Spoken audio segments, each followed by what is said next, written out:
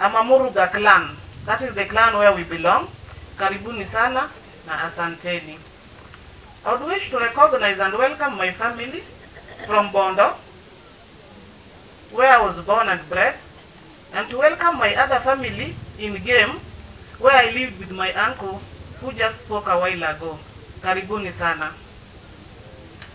Let me also take the opportunity to welcome the TB program, where Tom served last before he retired, both the national TB program and the county TB program.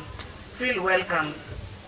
I would also like to welcome and appreciate the Nyatike Welfare Group, Migori Clinical Officers, Kenya Union of Clinical Officers Migori Branch, Kenya Union of Clinical Officers, branch officials that is countrywide, where I'm one of them. I would also wish to welcome and appreciate Awendo Sub-County Hospital staffs, CHEB Kenya Migori, Team MCRH,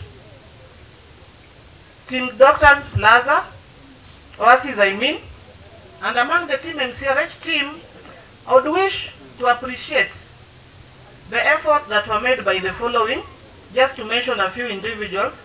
That is Dr. Odur, who's always been handy and would receive our calls even during odd hours and respond appropriately whenever Tom was unwell.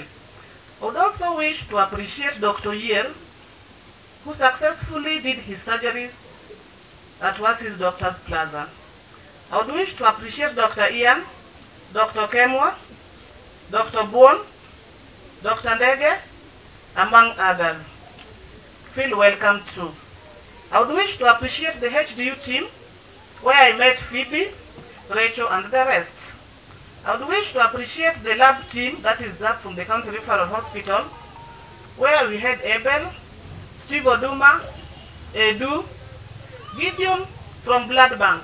Ubarikiwe sana. You always availed blood whenever we needed blood to transfuse Tom. Thank you so much, plus other staffs. Mbarikiwe wote. I will appreciate the renal team, led by Winnie Maneno. We also have Benta, Juliet, Jane, Mora, among others. Asanteni sana, mmekaribishwa. I also have team amenity, where we have Lucy, Nelly, Mwendi, Grace, Janet, Dr. Nyaberi, among others. Asanteni sana, Mungu awazidishie. I would also wish to appreciate the health administration, where I will mention a few, like the chief nurse, matron MCRH, Pamela, the admins of the hospital. Special appreciation to Jennifer, who assisted me on Friday to feed Tom. On a day I was unable to do that alone. Ubarikiwe sana mama. You were together with the nurse Charity. Mbarikiwe sana. You came in handy when I needed you, and you were able to feed the sick. May I also take this opportunity to appreciate and welcome Team Oasis, Doctors Plaza, where we had Dr. Brian. We also had the nurse Tom and Bowen. I would also wish to welcome and appreciate the Kadem TB and Leprosy Hospital representatives. Let me also appreciate Ogwedi Health Center, staffs from Ogwedi Health Center and their representatives.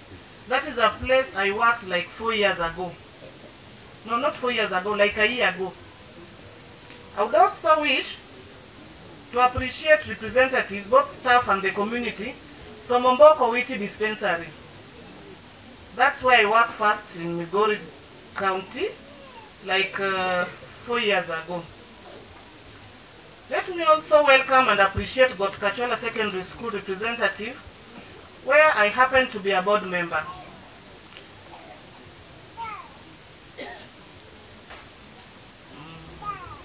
May I welcome Goldfield School, Filmmates Pharmaceuticals EC, their representatives, the Stella Community, Jopap Reloaded, that is for another day, Jopap Reloaded. Did you get that? Yes. I have friends from Rongo, the Kitakas family, Feel appreciated. The Andala's family, led by Jomba, Utieno as I call him, asanteni sana. Kindly allow me to appreciate a few and mention a few of Tom's friends, close friends. Silas Kitaka, Frank, Dennis Rai, commonly known as Daddy, Michael Lombek, Eli Ogutu, Lillian Baki, Naro, Douglas Endire, Ebel Bosire, Agulo Gabriel, among others. Karibuni na asanteni sana. I would also wish to appreciate the team that assisted me most during his illness, where I have my brother-in-law, Mwalimu.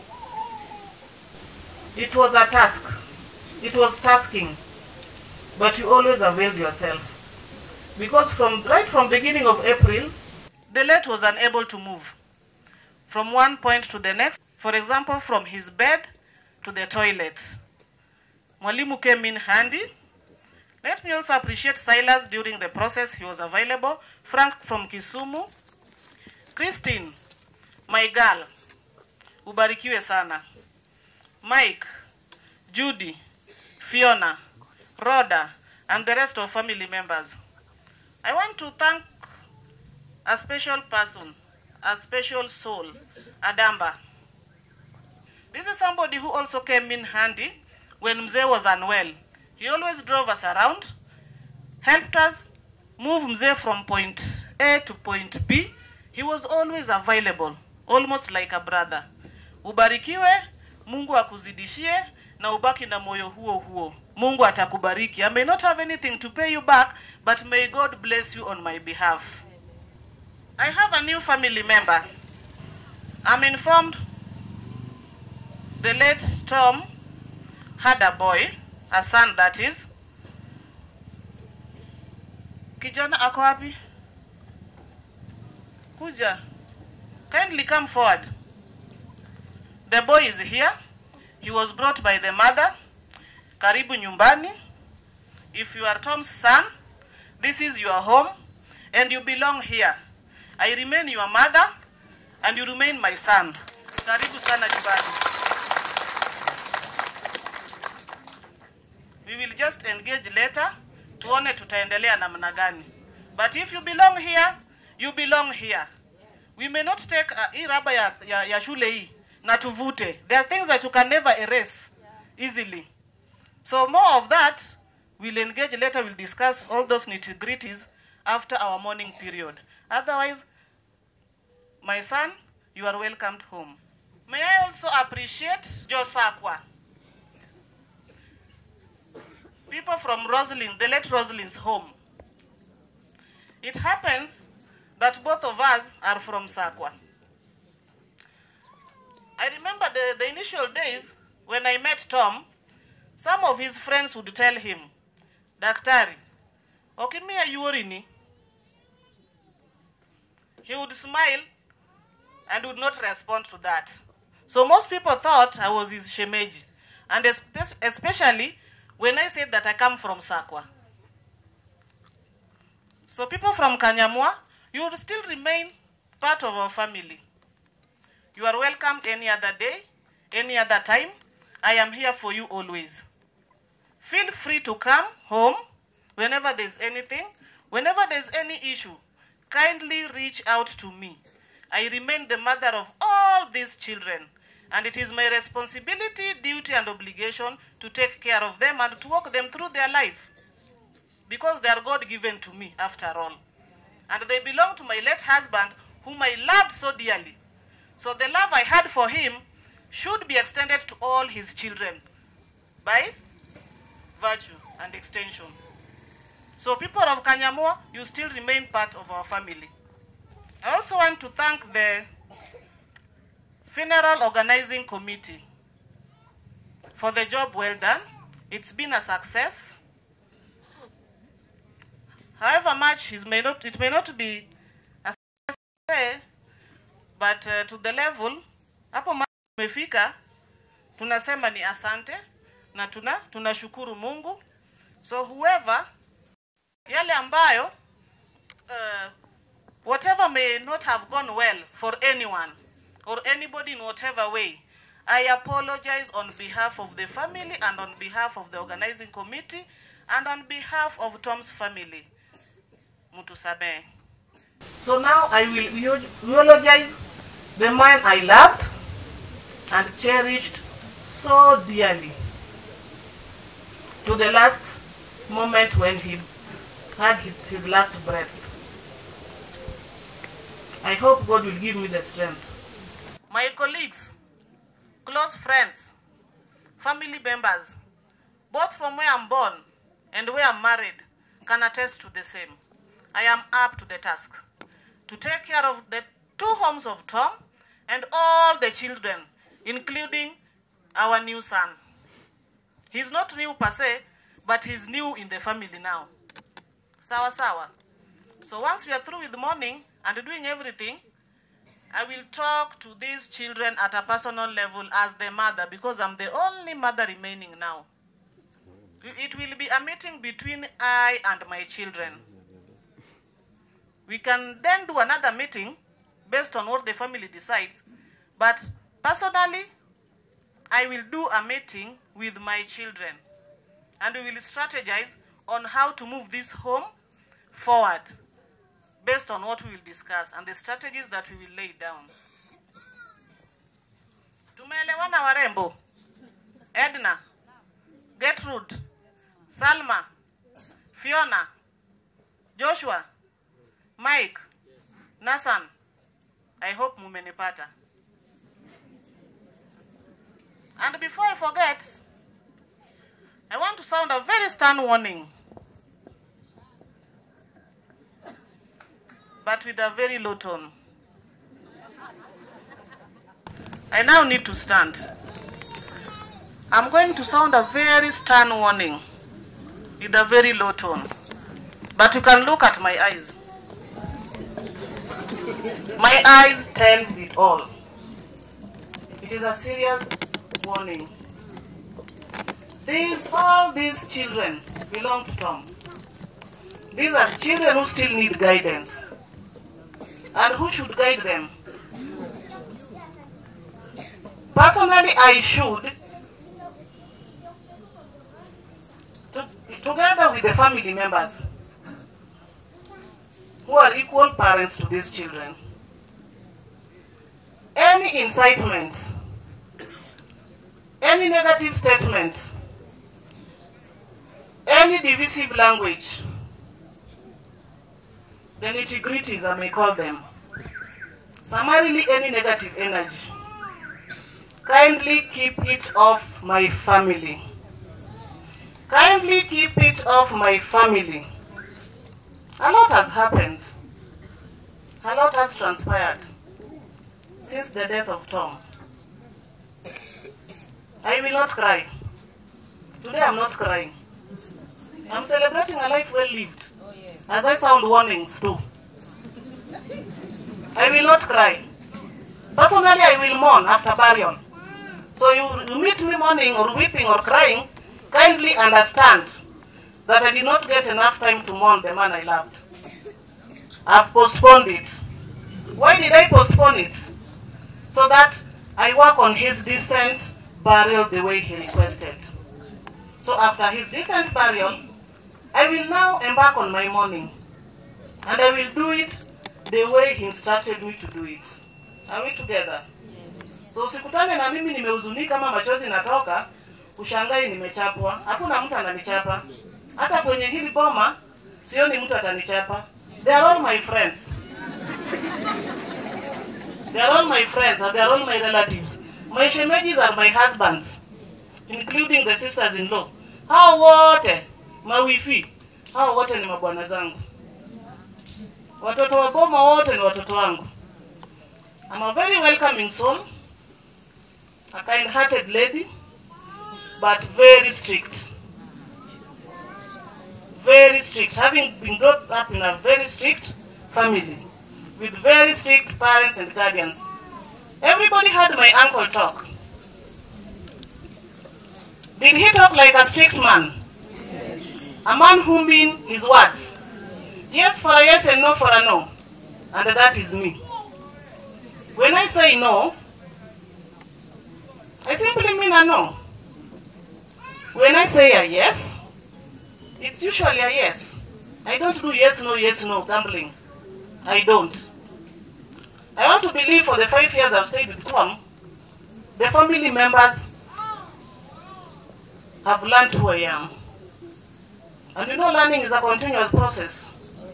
In any case, they have not learned me enough. There's still time to learn me more. Why do I say so? Because I am here to stay.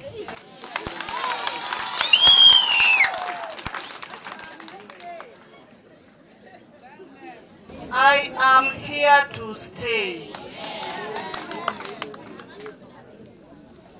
I am here to stay. How many times did I repeat it? 3 times. I am here to stay. Anybody would want to hear this kindly hear. Father, I am here to stay. Why am I here to stay? Simply because this man we are burying today gave it all to me. Until death did us part. Actually, he was even planning a wedding. But are you aware? The two of us came to you. Are you aware? Come and confirm then.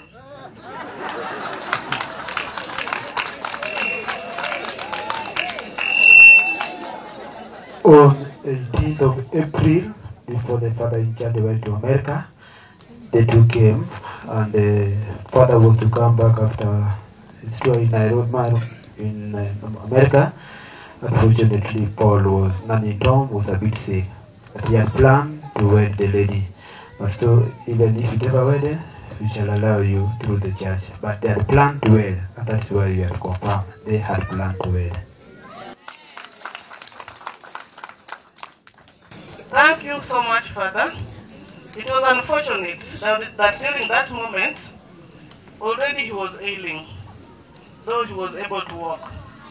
And I think that is the last week he was able to move on his own. So we were planning that if any case he got well, he would have proceeded with our plans. But God had his plans.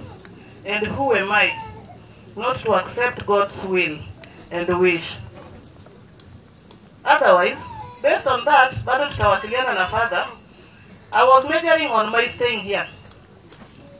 Anchidalani. Anchidoki Sundi. You've heard my people confirm, hawana deni. Hakuna kitu watu wetu wanadai huku. Mkidaiwa, kindly contact me. That would be conmanship. They would be conning you. So if anybody asks anything from you, kindly get back to me. And Chidalani officially with all the legal documents required. And that's why I take full ownership, courageously. Courageously and proudly. Owning all his children. Hata kama kuna wengine mahali, leteni.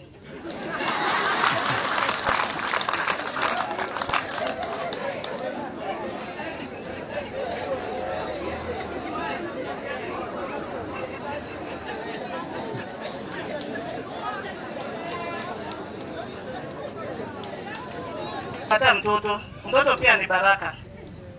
Sita wakata. I'll receive them and mother them and nurture them as a mother. The Kisundi's family is an able family. My shemeji, the eldest, mwenye Tom alikuwa anafuata, you remain my shemeji. With the respect I've always have for you, you remain my shemeji. Bado tutaendelea kuishi na nyinyi. Of course, you'll have to lead the family as the eldest. Sisi tutakuwa nyuma yako, supporting you in any way possible to move the family forward. Of course, the family, I mean including mine, the whole family, we become part of your responsibility starting today. I and these children remain part of your responsibility and family starting today. That one you can take to the bank. and store it there because we remain part of your responsibility. You have to check on us, you have to check on me, you have to check on the children, and of course, follow up on our progress as a family. Sawa sawa. Mwalimu, are we together? I know you are up to the task. Ni venye wewe ni mtu hauna mambo mingi. You were born that way. But you are a very sober mind. Uendelee hivyo hivyo. Moses, Mkogoti. Where's my husband, Moses? Husband in quotes. I told you today morning, I'm your wife.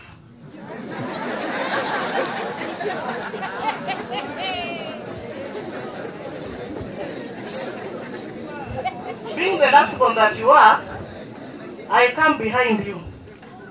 Itabidi ukue pamoja mbele. You together with Mwalimu and the rest of the family to guide us and walk us through. Because at the end of the day, this family has to stand and move and do all the necessary things Tom requested to be done. Am I clear? Brother, Mama Phil. When I call you Mama Phil, unashtuka. I'm doing it intentionally. Unashtuka, unacheka. I'm doing it intentionally. You remain my eldest sister-in-law kwa hii boma ndogo. Niko na familia kule boma kubwa. I'll talk about it. You remain my eldest sister-in-law kwa boma ndogo. Families have issues. Ours is not exceptional. But does it make it less of a family? It doesn't. Najua, mzee. Nakujua vizuri sana, baba. Siwezi. That's why nimesimama. Nikisimama hivi nasimama nikiangalia nikikumbuka. Rather you remain the eldest in this small family. You remain my sister-in-law. Upende usipende mimi ni bibi wenu. Wewe ni wifi. Hakuna mali tutapelekana, tutavumiliana, tutawasiliana, tutashikana, tutasonga mbele. Am I clear? Tabitha, you are the overall last born here. You are the overall last born kwa boma ndogo. I remain your wife, as you have always called me. And you remain my sister-in-law.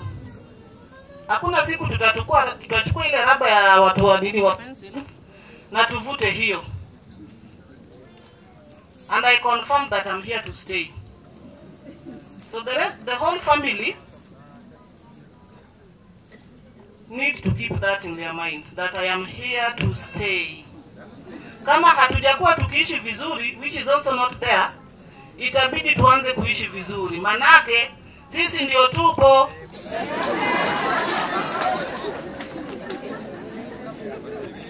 Familia kubwa Ukari. Jendeka. Vizirwa. Mama John, Nideka. You remain my co-wives. You've always come in handy when you are needed to support in any way. Bado tutabaki wakewenza. Watoto wetu wa Ugari na wa huku tutabaki familia moja.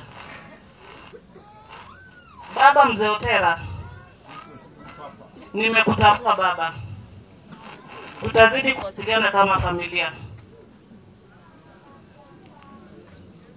I think I've talked and it's not much anyway. It's my day. It's my day.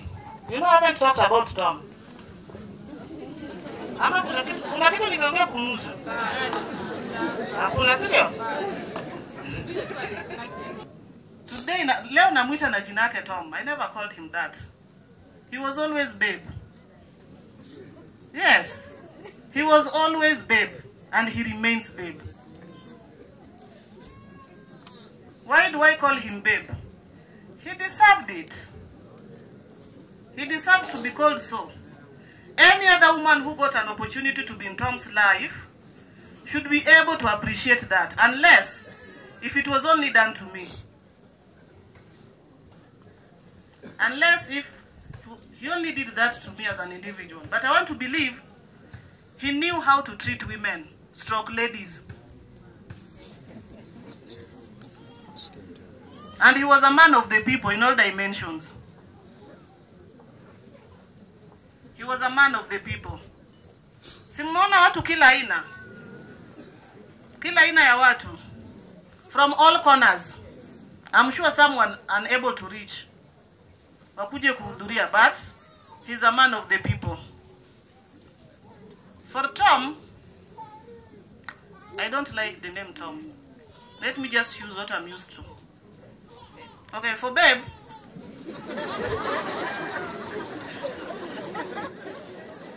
he had genuine love for me.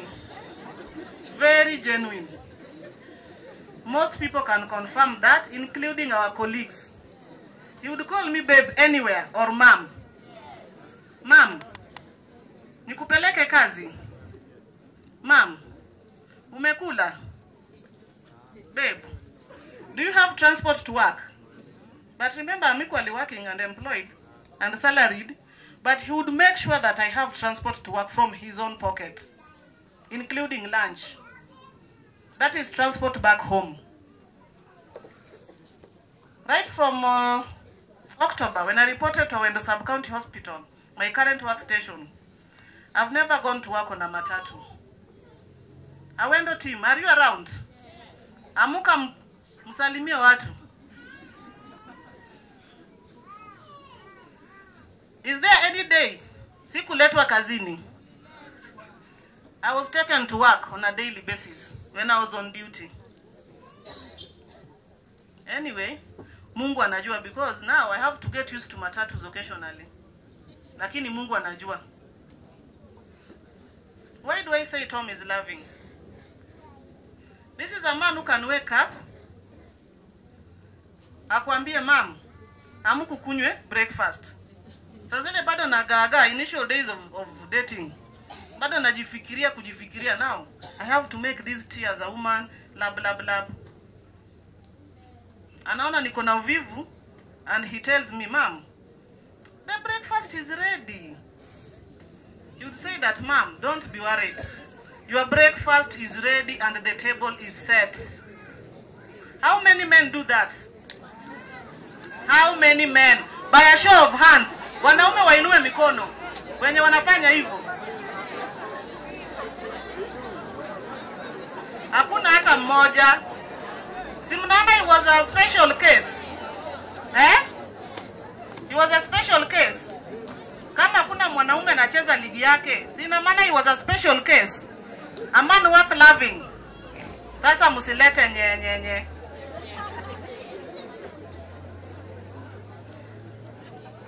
When I wake up, I walk straight to the dining table. We were the two of us. Fiona was with the aunt during schooling. The table was well set. Tea was well made with enough milk. There was bacon. There was sausage. There was boiled eggs. There was blended juice. There was drinking water. And there was warm water for washing my hands, including serviette and soap.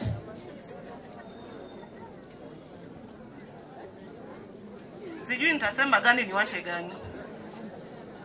But already nimewambia he was a loving, organized man. Are we together? And a very good cook.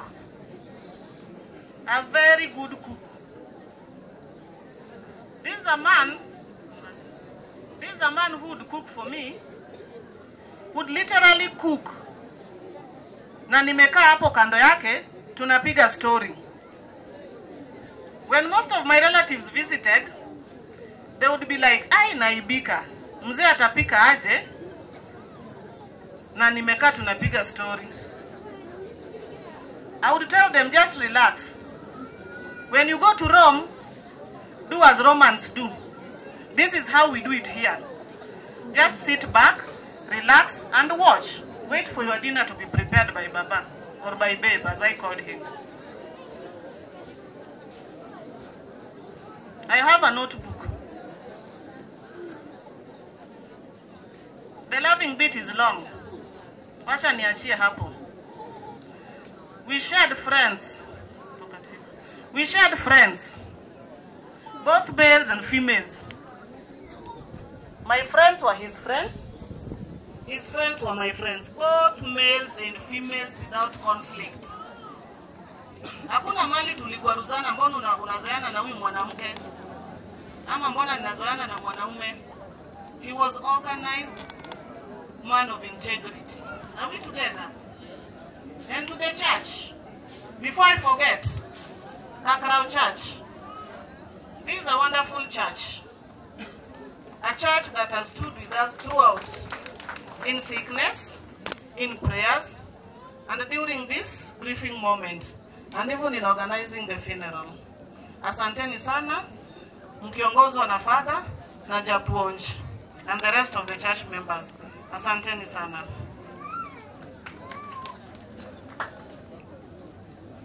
I can see people are already starting, people are leaving. It depends on where somebody came from. You may allow them to leave at their own pleasure, because I have to talk. It's my day. A day to celebrate a life well lived by somebody I loved so much. Eugene, we went with you to Zanzibar. And I was buying a gift for Babe. You remember? Good. I loved him.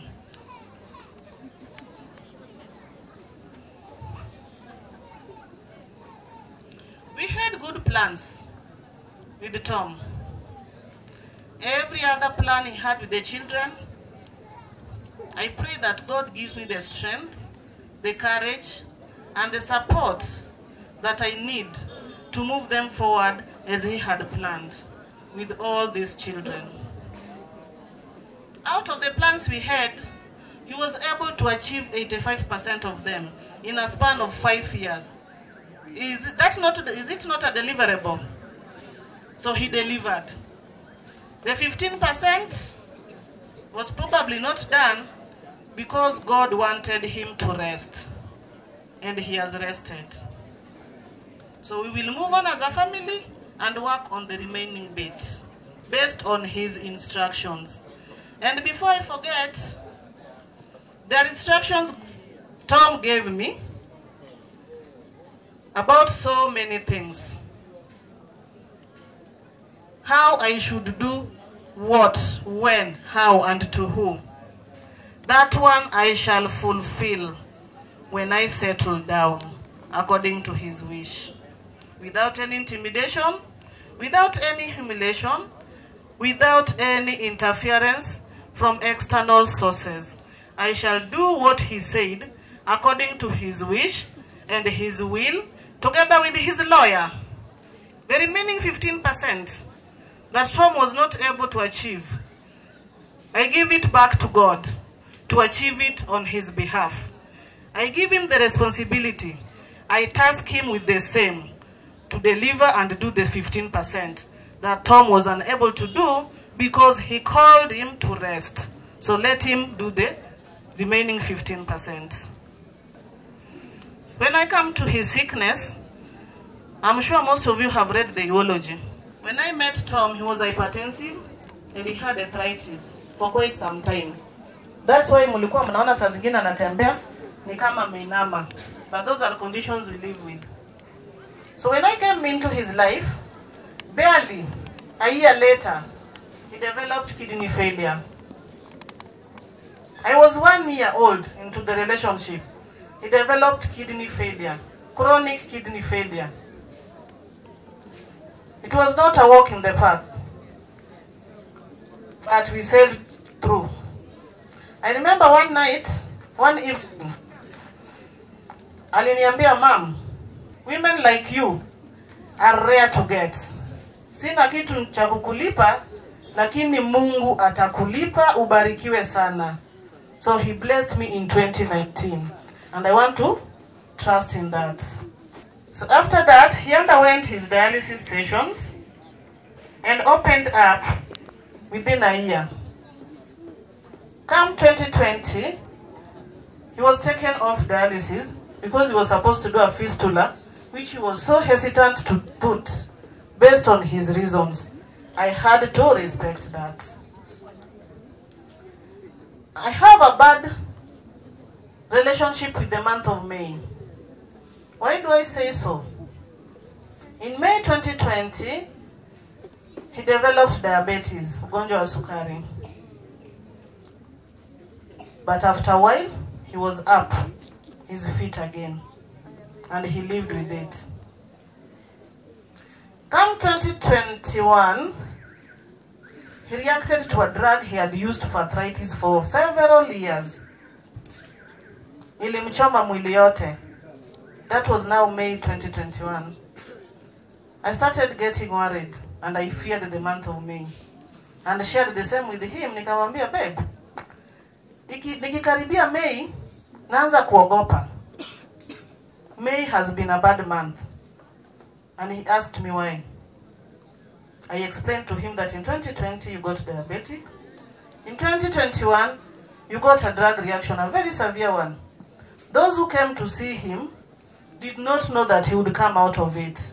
Lakini Mungu naye ni nani? He came out of it strong, like nothing ever happened. 2022 towards May, as usual, I was a bit nervous and got worried again. He could see the worry in my face. And one evening, after supper, he opened up and asked me, Mom, you look worried. Uko na shida mali? Nikamwambia hapana. Do you have money? Nikamuuliza pesa ya nini? Pesa tu ya kukaa nayo ya mwanamke yenye wanawake wanapenda wakishika tu. Hata kama watumi. Nikamwambia I have some. Why did you ask that? Akaniambia sawa. Shida ni nini? You look so worried. Nikamwambia I'm entering the month of May. And he asked me, what's wrong with May? Nikamwambia as usual. Niko na hofu. I'm not sure what may come this time round. But he assured me. He told me this time round, May is going to be good. May is going to be favorable for you. May is going to be peaceful. Trust in God. And indeed it was. Narudishia Mungu shukrani. Little did I know that another May was waiting for me. The worst of them all.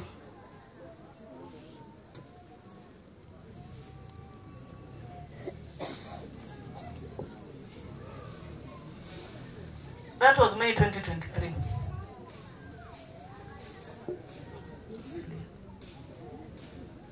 That was May 2023. So the May of 2022 was deceiving me. Probably preparing me to hit me hard. After exactly 1 year. And it happened so. Towards the end of March, he started complaining. Mguu inauma. As usual, we thought it was his usual arthritis. We tried medications. He responded at some point. But at some point, it worsened. And you know, he was a very strong man. Very strong. Strong-willed, strong in all dimensions. The pain was too much. The pain was too much. I would literally feel the pain on his behalf. But he would deceive me. Look at me deceiving me. He would deceive me through his eyes that all was well. The pain was too much.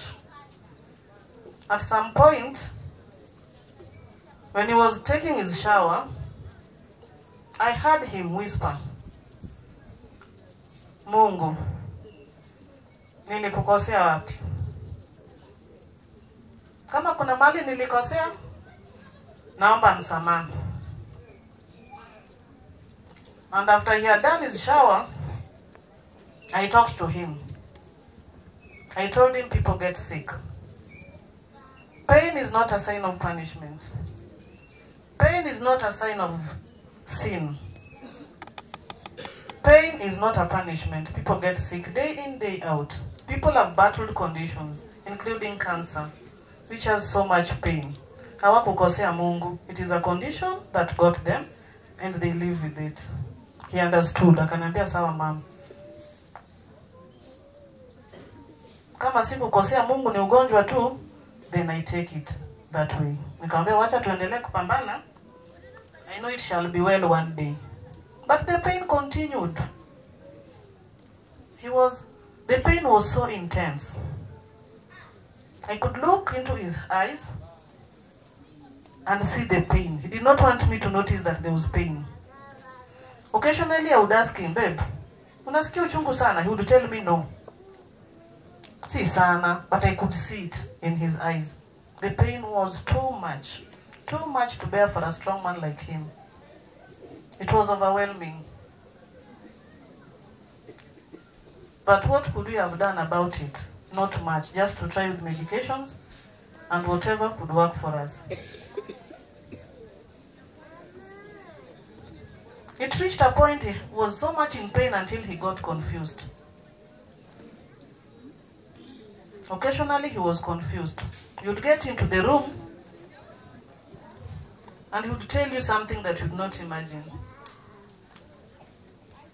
I remember at some point when I served him breakfast, he told me, Mom, meleta nini? Kambia nimeleta uji, if you can retain. Kwa sababu alikuwa anatapika occasionally. Akaniuliza, yule mama amezikwa?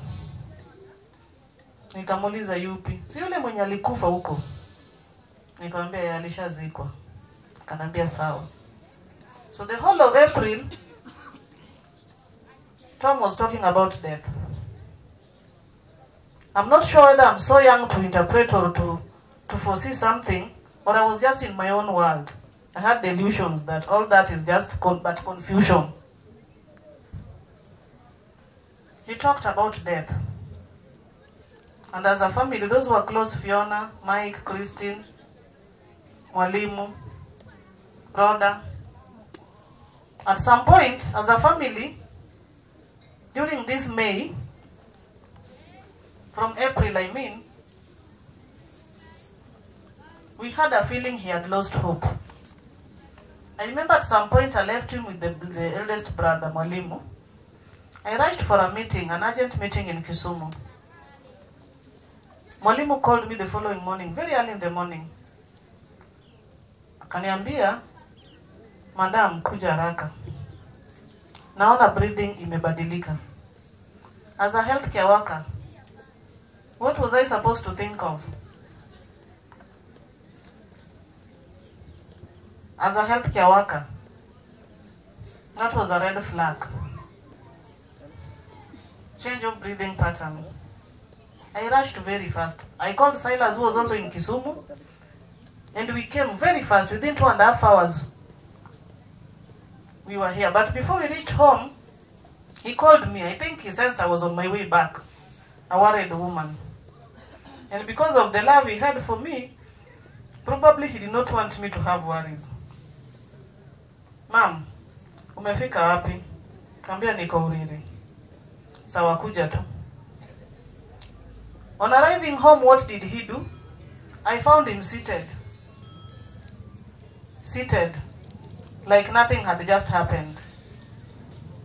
So I was torn in between. Whom do I trust? Mwalimu said he was so sick. When I reached home, he was seated and smiling. But right in his eyes, he was deceiving me. I joined Mwalimu in thinking. And on the very night, he told the brother that, bro, Raulihi, this is my end. But I brushed that off. Nikambua Mwalimu hapana, that is because of pain. I did not just want to believe it could be an end. Just like that. So he talked about death so much. Beginning of May, that was on 3rd May, when he woke up, there was a fluctuant swelling on his right knee. Nikamwamsha nikamwambia naona kuna kitu imefura hapa. Initially I was thinking that tulikuwa tumemgonga either kwa mlango ya gari ama mlango ya nyumba, because we were using a wheelchair for all that while. So when I touched the swelling, it was fluctuant, a sign of fluid, preferably pus based on the pain. So I explained to him, akaniambia iko wapi. I took his hand, placed it on the swelling, and he felt the swelling. So I needed now to convince him that we need to go to hospital. And on that day, he accepted very fast. I called the brother, because we were making decisions together, who came very fast, and we took him to MCRI to look for the surgeon, who was not around at that time. Then we went to Oasis Doctor's Plaza. Dr. Dur came in handy, assisted us. He was admitted, and after 1 week, surgery was done, a successful surgery. And before taking him in, they were worried, being that he was diabetic, he was hypertensive, and he had already developed end-stage renal disease from February this year. We had to argue and agree on a way forward. So when the anesthetist came, he said the patient can be taken in for surgery as long as there is blood. So we availed blood and surgery was done successfully. Surprisingly enough, after surgery, the pain went, confusion went. He was able to identify everybody using their names. I was like, wow, we are improving. We are doing well. We may get up soon.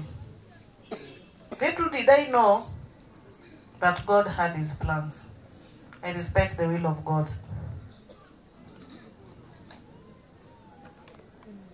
We took some few days after surgery. And as a mother, I had other responsibilities at home. So we discussed, the two of us, tukasema kama ni dawa ya kusukuma tu kwa vein na dressing, that I can always do at home. Because now, the conditions were now unfavorable for him. Being a clean man he was, alikuwa nakataa kukula kabla ya kuoshwa. Na hawezi jiosha. He cannot go to the bathroom, washroom and do it. They had to do it on the bed bath. The nurses know that, which takes time. So before bed bath, he could not even take half a cup of porridge. He could not. Haingii kwa mdomo. Hata kama mtamwosha saa 8, atangoja. He would say that, wewe utakula mali kama hapa chafu? Uwezi. Munioshe ndio nikule. So nikaona kama ni hivyo, rather nirudi na yeye nyumbani, I can do it early. If I'm tired, mwalimu is around, Adamba is around, plus any other relative, and I can as well engage a nurse to assist me when I'm tired. And we brought a nurse on board after discussing with him, who would come on alternate days, because he needed dressing twice, in the morning and in the evening. You have to dress him, move him from the bed to the wheelchair, make his bed again, take him back to the bed. And you have to manipulate that leg skillfully because it was very painful. So when we left Oasis, we came home. We stayed for 4 days.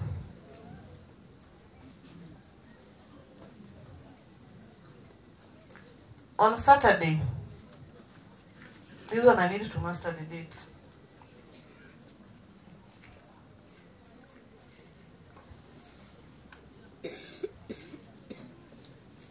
On Saturday, we were discharged on 3rd May. We were admitted on 3rd May at Oasis, discharged on 16th. That was on a Tuesday. During his stay in Oasis, we would continue with the dialysis at County Referral Hospital twice a week, on Tuesdays and Thursdays. And he was not able to move. Occasionally the lift was not functioning at Oasis.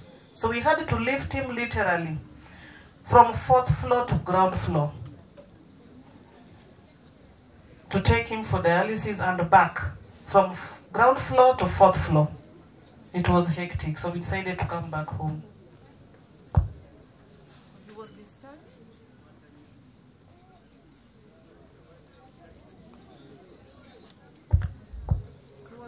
returned from Oasis. He was discharged on 15th May 2023 from Oasis. It was on a Tuesday. As usual, we attended the dialysis session. It was successful. And after that, we came home. On Saturday, he told me to go to the shop. We have a shop at Stella. I went to the shop after preparing him and feeding him. He looked a bit stable and jovial. Ilikuwa ya kunidanganya. So when I came back in the evening, he looked a bit jovial than usual. Kumbe he was worsening. At around saa 5 za usiku, on the same Saturday,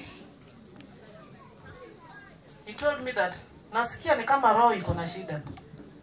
He was holding the left side of the chest.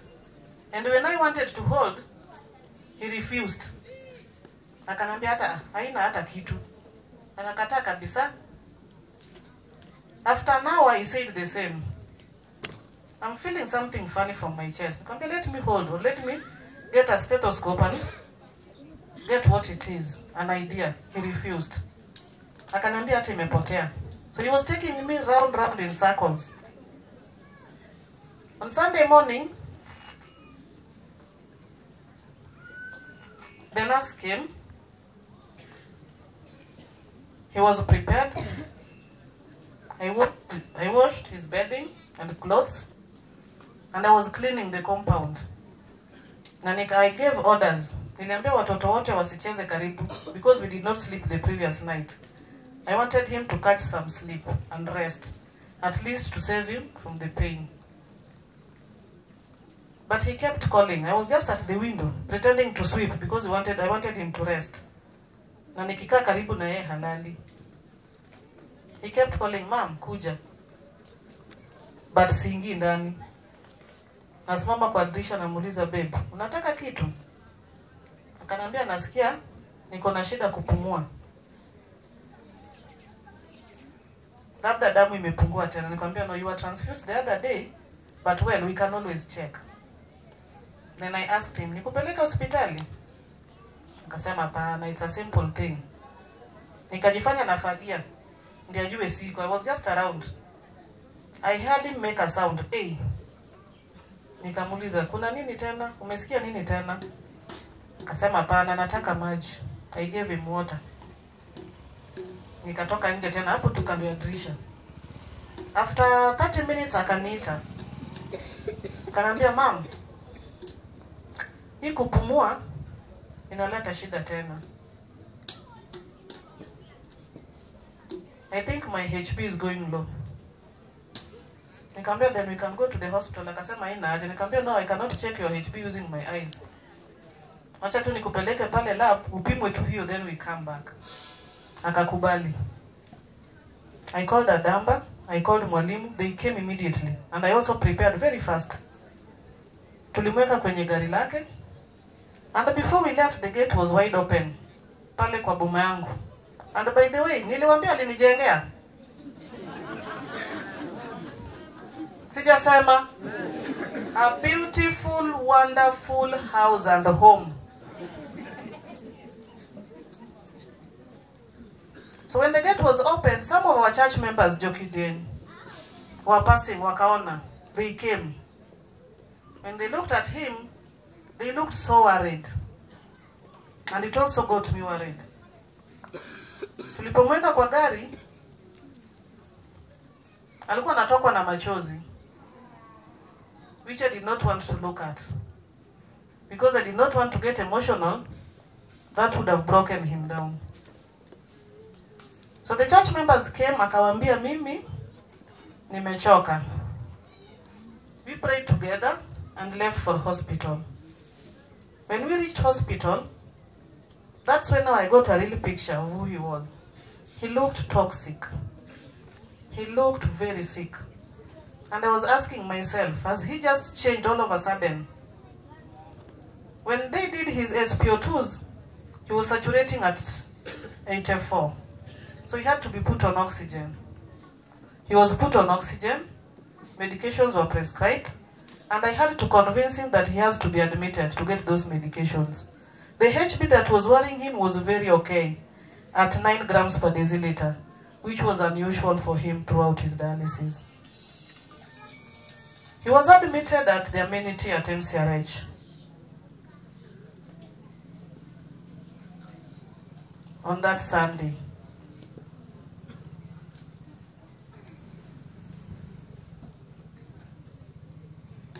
He stayed in the amenity for quite some time. He liked the amenity because everything was okay.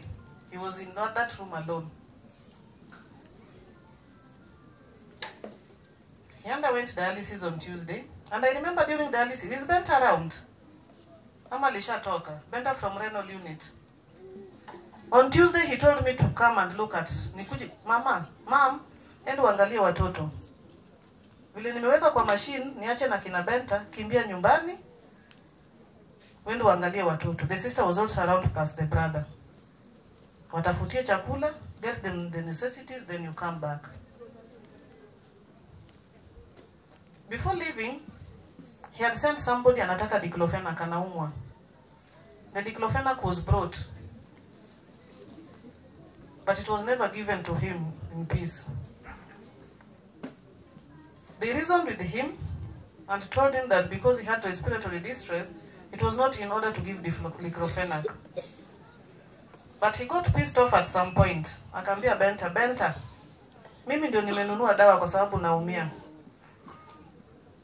Nipatie hiyo diclofenac.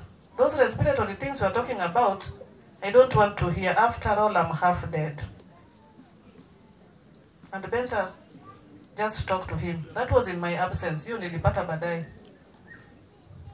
So on Thursday after dialysis, he came back so tired. So tired. But I kept on pressing hard. I wore a very brave face, a very courageous face, a very peaceful heart for his sake. Come Friday morning, he was so heavy. I could not feed him alone. Fortunately, Jennifer, the hospital admin, Jennifer, salimia watu haukukua. Fuanegi. That's the hospital admin. And Charity came and we fed him. At around 1, Julius Mokaya, one of his friends, came. When they got in, I gave them gloves. Nikamwambia tunataka kuosha mzee. Ukikuja hapa, jua ukikuja kazi iko, tutafanya tu. Tulimuosha vizuri, akafurahia. Na baada ya kumuosha, I had female colleagues visiting. I remember he told me, umeita Edu.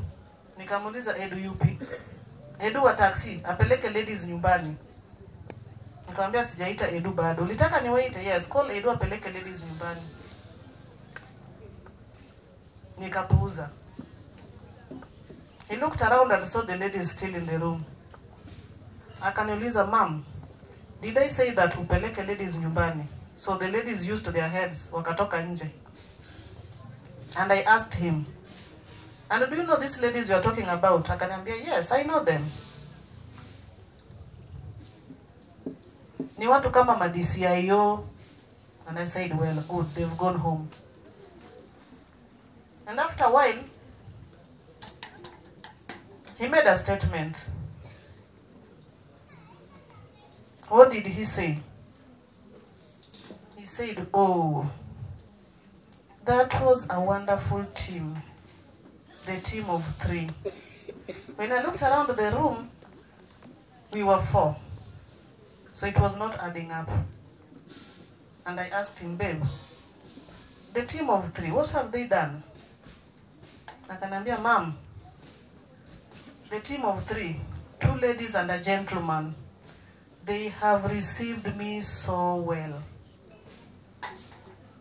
That was wonderful. Na nikamwambia, then that is a great team. Akajibu, a great team indeed. Oh, thank you, God. Then he called Mokaya. I saw him do this. Obuele, Gidoluo. Nikaona Mokaya naenda. I was very keen. I really wanted to hear what he was saying. So when Mokaya waliongea ile yenye hausikii, hata mdomo uone ni nini wanasema. But Mokaya looked at me and he realized that I was also looking at him. He wore a brave face. So when they finished talking, I asked them, ni nini mnaongea ni kama mko na moshene ya wanawake? Tom akasema mama usijali. Mokaya akasema hata kuna ni mambo yetu tu. But his face was betraying him. After Babe's death, he revealed what they discussed. Tom alimwambia Mokaya, unajua mimi nimeshakufa. But he could not tell me that at then. So personally, alinifichia kifo throughout. So the same Friday, at around 5, his pressures started misbehaving. They were so low. Then I called Dr. Duor. He advised that kuna dawa nafaa kupewa na inapeanwa HDU. Still he was on oxygen throughout from Sunday admission. I talked to him. Akaniambia, mom, sitaki kwenda HDU, sitaki kukufa. Nikamwambia, you are a medic. HDU doesn't mean that unakufa. Wacha tuende tujaribu if the pressures can be stabilized. Akakubali. Before we left for the HDU, akaniambia, he whispered, mom, weka pesa vizuri, na very low tone. Weka pesa vizuri, umesikia? Nikamwambia yeah. Nikajaribu kufikiria hii pesa ni gani, but sikutaka kumsumbua. Nikamwambia nimeshaweka pesa vizuri, nimeweka vizuri sana babe. Akaniambia, do you have my phone? Nikamwambia, I have it with me. Akaniambia, it's okay, keep it. I kept it in my bag. So we went straight to HDU. HDU wakamreceive. That's where I learned how bed bath is done the right way. It was so easy in the HDU. Probably because they are trained on that. I will probably train other people on the same. Learning is a continuous process. The HDU, the pressures kept misbehaving. But on that Saturday morning, he was able to identify people. The sister Rhoda came, wakaongea. He was able to feed. I came back home and went in the evening. But in the evening when I went back, the sugars now started misbehaving again. They were going low bit by bit. Every other minute, inaenda chini. Despite us giving sugary foods. So we have low pressures and low sugars. He was still able to communicate kwa umbali. He struggled throughout the night. But at some point I was able to sleep so well. So well. After several days.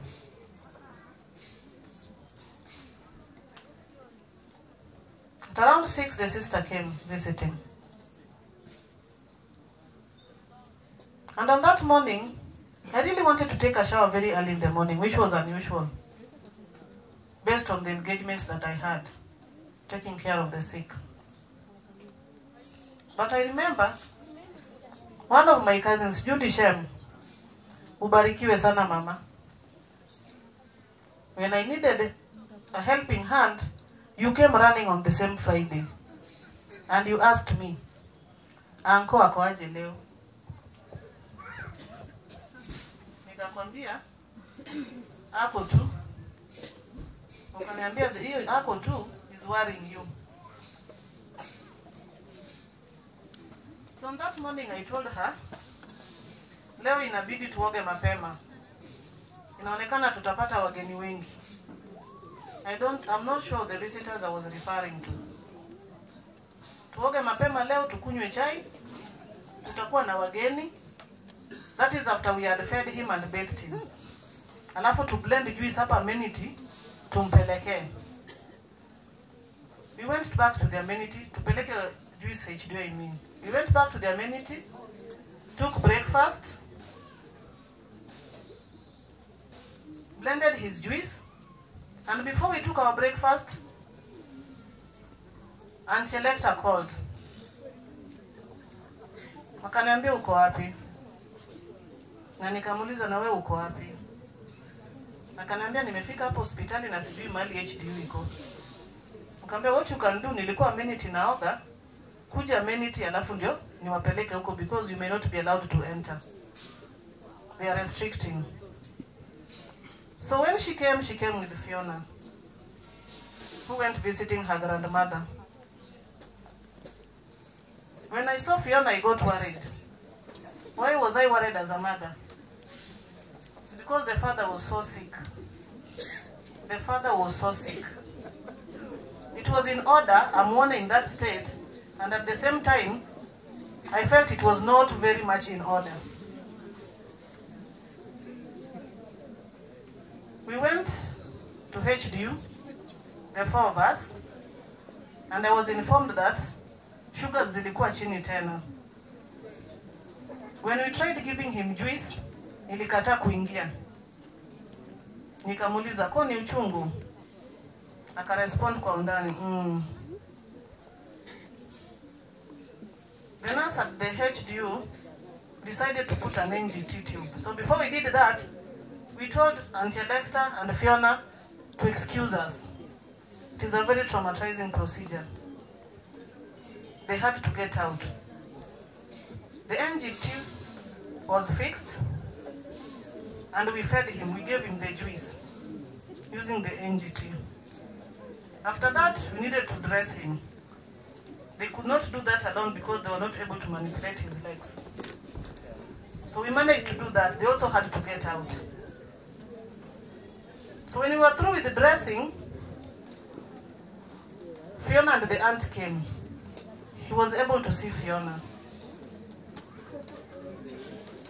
And within a minute, we realized that he had not passed urine for 2 days. We needed to fix a catheter. They had to get out again. So after fixing the catheter, I felt sleepy. Ka usingizi kalikuja tu from nowhere. I found myself sleeping on the chair. Nikajiambia nilale kwa ile kitanda ama. Something told me utalala sana. Sikuenda kwa kitanda, nikasema let me get out. Nichapwe na upepo kidogo. Meanwhile, let me call Fiona and the aunt waingia muone. Na nikamuuliza, babe, uliona Fiona? He was unresponsive. And I explained to him, wacha niite Fiona, umuone tena. I got out and told Auntie Electa and Fiona to get in. Sisi tukae nje kidogo. I'm sorry, I've spoken too much, but I'm almost through. So when they got in, hata kabla nikae, the casual at the department was calling, Sister Nakuita. I thought that probably it's another procedure. Little did I know that death was looming. When I got in, I looked at their face. Auntie Electa was praying. Fiona was holding the father's hand. But before I called Fiona, the father held my hand with a lot of energy. He wanted to say something. He was giggling, but it could not come out. I told him, babe, don't strain. Pumzika tu kidogo niambie baadaye. So when Fiona came in and I was called, I found Fiona holding his hand. The Aunt Electa was praying, talking to her God, and I sensed danger. I did not go straight to the bed, for reasons I don't understand, but I heard them say he's gasping. So the gasping bit moved me to the bed from nowhere. When I went next to his bed, he was not struggling like other people struggle. They were 2 shallow breaths. 2 shallow breaths. With Fiona holding his hand. And he rested. That is how he rested. Mano ekakaratego no nindo. As a family, I think I've spoken enough. Ase wuoyo mang'eny. Liel gidala of course watch. Dala ka dala imin. Kade pono no ntie ng'ama de chwanyre. Eliendo siepa makawuono ni. Akwayo ng'uono on behalf of everybody. Cha muhimu ni kuwa As a family, mutuombe, Mungu atuongoze, atulinde, so that I push the family forward.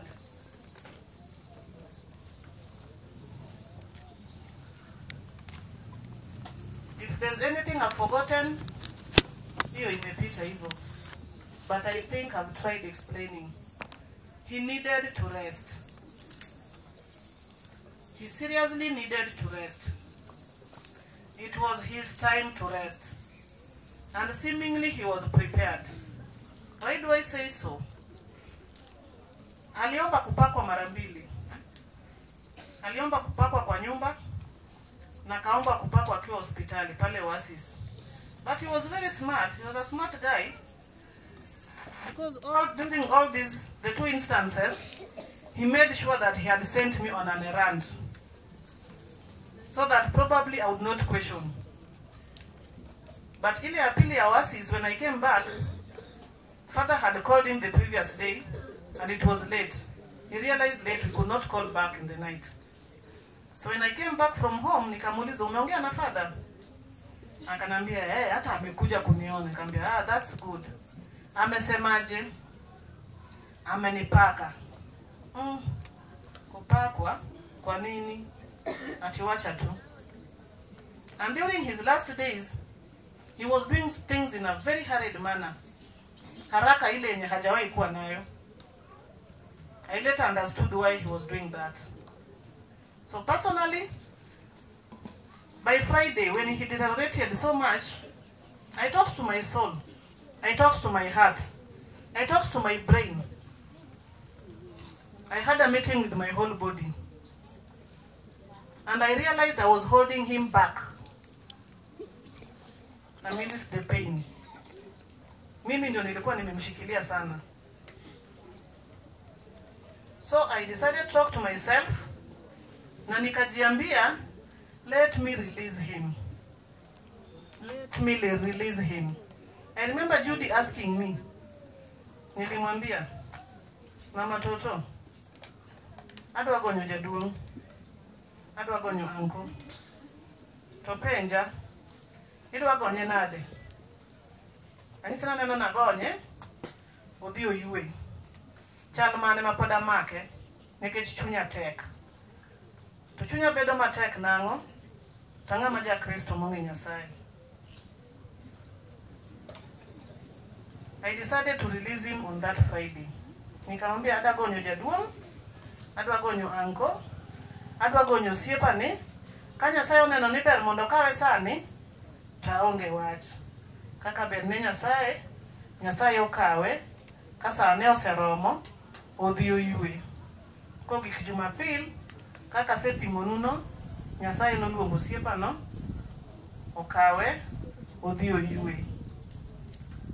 Koro gima lamo mana ni oyue gi kwe, chunyo oyue gi kwe. Wan mwadong', wan be wadong' gi kwe. Ero uru kamano.